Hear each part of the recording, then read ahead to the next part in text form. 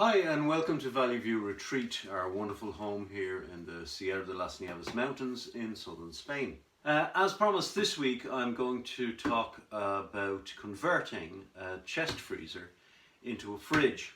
For those of you who didn't see last week's video, let me explain that converting a chest freezer into a fridge is the ideal solution for people who are running off solar, particularly limited solar.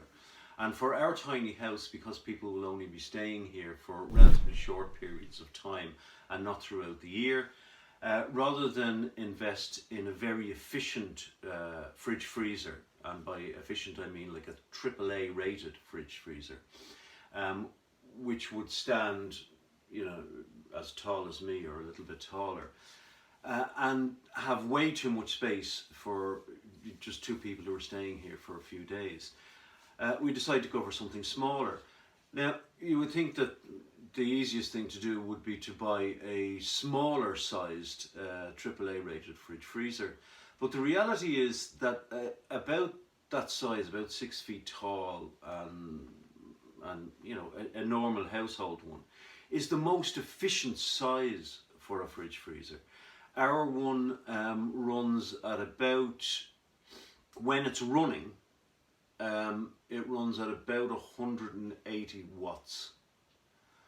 So it'll run at 180 watts until all the temperature in both the freezer and the fridge section has dropped significantly to whatever the temperature is that it's set, and then it switches itself off. As long as you don't open the door, it will keep food at a temperature which will preserve it for about 18 hours. Which means it's ideal for a situation where if the batteries are running very low, you can switch them off, switch the fridge freezer off overnight, and the food is perfectly safe, but you're saving your batteries. So when the sun comes out the next day, then you can switch it back on and you'll be running off a combination of the batteries and the solar panels. So for the tiny house, we need a much smaller space, and the fridge freezer that would be, you know, half the size or 3/4 the size would actually be running at well over 200 watts. Now, why that is, your guess is as good as mine. It may be that the quality of the insulation that's put in is less. I've no idea. I'm sure someone out there will be able to give you the scientific answer for it. But when we looked, I just couldn't find one that was as efficient as ours, smaller. The downside to using freezer is they're freezer stuff. So when you're using it as a fridge, what do? You keep waiting until the temperature drops and then switch the power off to it manually. You can do that, but it's a really onerous task. So what we would do is we would only run it when the generator was running at night. In those days we didn't have a solar system. So we'd run it when the generator was running for about 4 hours a night, and then just leave it, and it would keep things perfectly cold. But you would still end up with frozen stuff in the very bottom, so you had to be careful about how you layered it. The ideal would be if you could actually set this up so that the temperature didn't drop less than you would have in a fridge, which would be about 4 degrees centigrade. However, the thermostat that's on this and the controls that are on this, even at its minimum level, it'll still freeze because it's a freezer. So what we want is to change the thermostat so that the thermostat will actually be able to come in, cut things off at a much higher temperature. And in order to do that, what we're going to do is to fit this. This is a thermometer here, which will go inside the freezer. And this here is an interrupter. So we'll attach the live wires to the center post here, and the part going to the fridge, or the freezer rather, to the one on the left. And then we can manually set the temperature that we actually want. Once this thermometer senses that the temperature inside has reached whatever we've set, it cuts the power to the actual freezer. So the temperature will never go below whatever it is that we've set. When the temperature rises to about 2 or 3 degrees above this, it will switch it back on again. So we should keep it at a constant temperature. The beauty of using a chest fridge freezer is that because it opens from the top, the cool air doesn't spill out every time that you open it. So it should maintain its temperature for far longer than a fridge of the same size would. That coupled with the fact that the insulation in freezers tends to be much greater, simply because they need to hold the cold in for much longer periods of time. The downside to it is, of course, that you've got to open it and you've got to reach into it. And if they're tall, that can be really difficult, or if you're short, that can be really difficult. So you've got to be careful how you actually layer these. But you can put pieces of styrofoam inside, the stuff that comes with when your electrical goods come to you packaged. It's the white stuff that's really light. And you can put that in to actually make shelves of varying levels, which makes it easier to get to. The other thing that we want to be very careful of is that when we put the thermostat in, that if we put it at the very bottom, obviously that's where it's going to be coldest. And because it's so high, you can get a significant temperature difference between the bottom and the top of it. So what we want to do is to set the thermometer about 2/3 of the way up. And that way, two things will happen. One is it's getting a more average temperature inside, and the other is that if anything does spill, the thermometer itself doesn't end up lying in liquid. So let's get on with the show.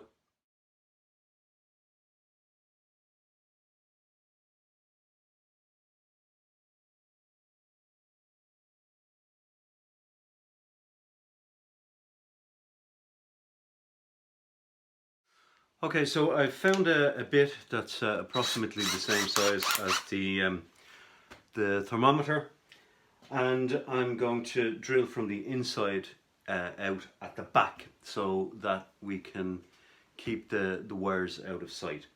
You'll notice that I'm actually using a wood bit rather than a metal bit, because the inside of this that's just like a papery covering, and the aluminium that this is constructed of is very, very thin, so I shouldn't need a metal bit to go through it. I'm going to go through it at the corner just about here.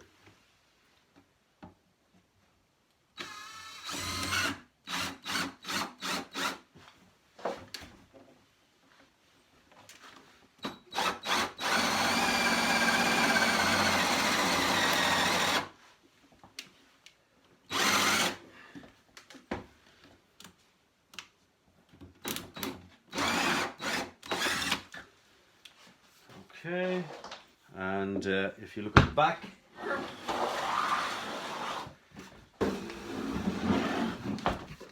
here, you'll see this is where the hole has actually come out.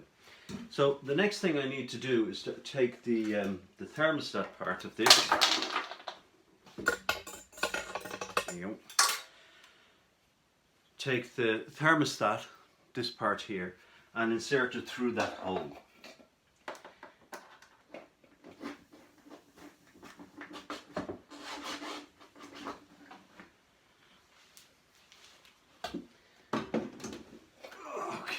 Turn this around again.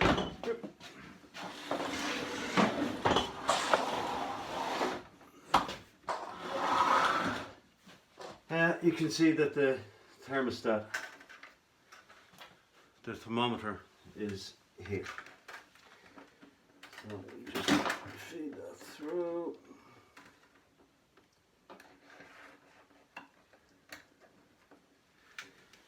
Okay, now,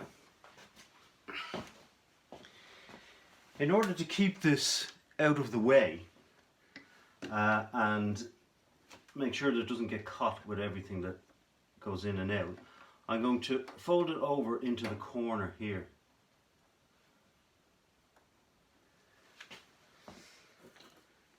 And then using this, which is a type of duct tape, it's a metal tape, I'm going to tape it into the corner there.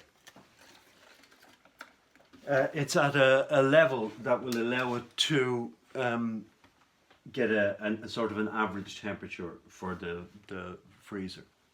Okay, so that's that part of the thing done. Now we've got another issue, and the issue is that we've got a hole in the back of this, and that hole can allow air to get in, and more importantly air to escape. And we've got to seal that hole. These fridge freezers are the insulation that's on the inside of it is a type of foam insulation. So the best way of sealing that hole is to reproduce what they did and to just spray in some foam, the same foam that you would use to seal around windows and doors. You get it in a spray gun. Okay, so what we're left with now is this here. This is the temperature control where we can actually set it, and the interrupter. And in order for this to function, what we need to do is to take the plug and the wire, and we need to isolate live wire inside and connect one end of it to the center terminal, or one side of it to the center terminal, which is the live side, the side coming in from the plug, and the other side to the side of the wire that will be going into the fridge freezer. And this allows this switch then to switch the current on and off for the freezer itself. We also need to bear in mind that this here will need to have some sort of a box that you will put this into, so that the only part of it that will be visible is this. Despite the fact that you are only actually attaching one wire to this, and in theory it shouldn't be possible for you to shock yourself, in reality you never know what's going to happen, so we're better off isolating these completely. Okay, so I've exposed the internal cables here by just removing some of the outside protective coat, and inside we've got 3 wires, which is a live, a neutral and an earth wire. Now traditionally the brown wire is the live wire in here, and that's the one that I'm going to split and connect to this controller. Do check to see what is correct in your particular region of the world. Okay, so we're going to take the brown wire,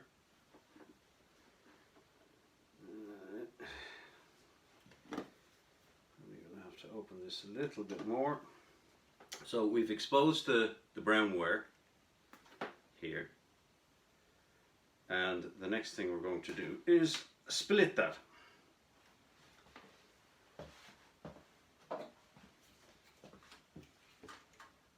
Split it in the middle, and then we've got to bare each side of it.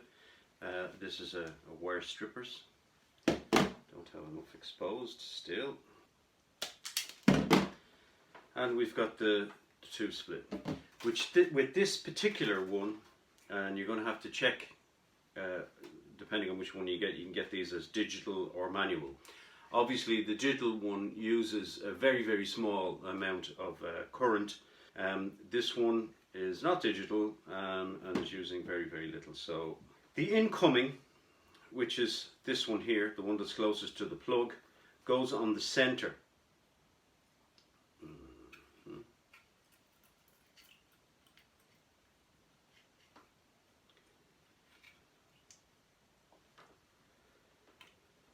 The ideal for these would be that you solder them into place, or that you fit them with clips that actually clip on.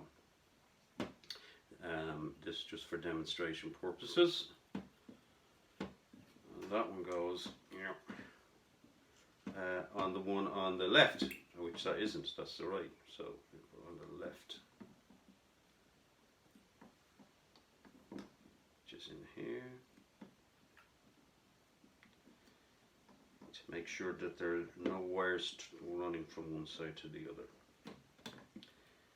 Okay, now believe it or not, that's the base of the system done. All you've got to do is tidy this up and make sure that nobody can get electrocuted from it. But it's actually done. This wire here is the sensor wire that's coming from the thermometer that's inside the fridge freezer. It's going into this unit here. Here we can actually set the temperature, and we're going to be setting it for around 4 degrees centigrade. And when it hits 4 degrees centigrade, this will shut the power off to the freezer, and it will remain off until such time as the temperature inside the freezer rises about 2 degrees, and then it will come back on and feed it electricity. It is, beyond a shadow of a doubt, the most efficient way of creating a fridge for people who are running on solar. So does it work? Well, I'm going to wrap this up, make sure that it's safe, and then we'll put it in and we'll see. Okay, I've had to make it dark in here in order for you to actually be able to see how this works. But here's the controller wired into the plug and temporarily fixed so that nothing can go wrong. And I'm going to plug this in. Okay, now in order for you to be able to see what happens, you've got to be able to see the light at the bottom. Okay, so this light here indicates that the freezer is actually functioning. It's starting to freeze inside. I'm listening very carefully and can actually hear the compressor. I'm going to turn this to max. Right, so it's now on max, it's maximum cooling. And what I will do is up here, the temperature control here is set to 5 degrees. So this is the top here, and it's set to plus 5. I'm going to move it this way until, and there, it clicked. So now you can see that this light is no longer on. So it has cut the power to the freezer. Now I'm going to go back here and I'm going to set this again to about 5 degrees. And at this stage, you can see the lights come back on. So when this hits an internal temperature of 5 degrees, it will actually switch the freezer off. And at that stage, it'll maintain its temperature for, well, if you don't open the lid, it can be as much as like 2 days, which is perfect. It means that we're set up and ready to go. So as you can see, it's a very simple modification that you make, and picking up a small freezer, chest freezer, second hand, you can get them very, very cheap. Just make sure that its consumption is in the range that we've actually talked about. For this one, it's 75 watts when it's actually running. Remember that the more of the freezer that you actually fill, the less work the freezer itself has to do, because there's less airspace inside. So if you're not putting a huge amount into it, then have some polystyrene that you can put in to fill in the gaps.